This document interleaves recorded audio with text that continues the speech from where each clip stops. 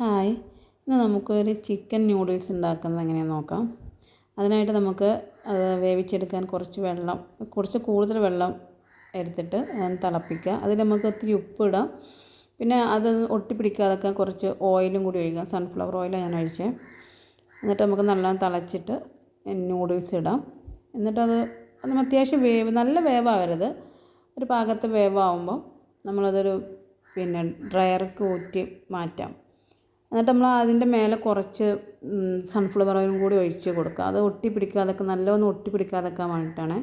നമുക്കത് മാറ്റി വെക്കാം, ചൂടാറാനായിട്ട് മാറ്റി വെക്കാം.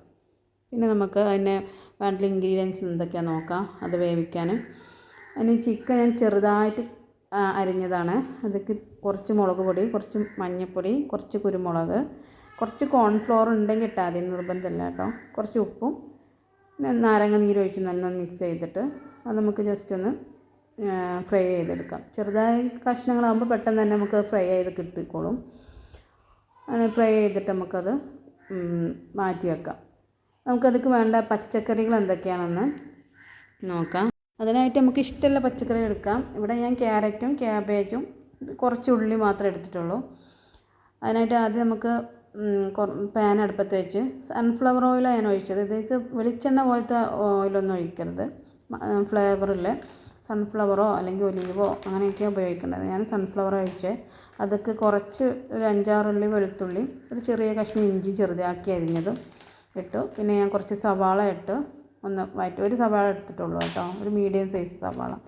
പിന്നെ കുറച്ച് ക്യാബേജ്, കുറച്ച് ക്യാരറ്റും അത്ര എടുത്തുള്ളൂ. കുറച്ച് ഒരു ക്യാപ്സിക്കം എടുത്തിട്ട് നന്നായിട്ടൊന്ന് മിക്സ് ചെയ്യുക. അത് നല്ല ഉടഞ്ഞു പോകരുത് കേട്ടോ. അത് പച്ചക്കന്നെ ഏകദേശം അങ്ങനെ പച്ചക്കന്നെ ഒന്നൊന്ന് വാടിയാൽ മതി, നന്നായി ഉടഞ്ഞു പോകരുത്.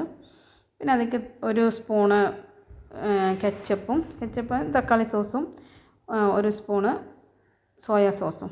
നമ്മൾ അതിൻ്റെ കൂടെ തന്നെ ചിക്കൻ വേവിച്ചതൊന്ന് പൊടിച്ചിട്ടുണ്ട്. ഞാനത് മറന്നുപോയി, അത് ഞാൻ പിന്നെ ഇട്ടത് കേട്ടോ.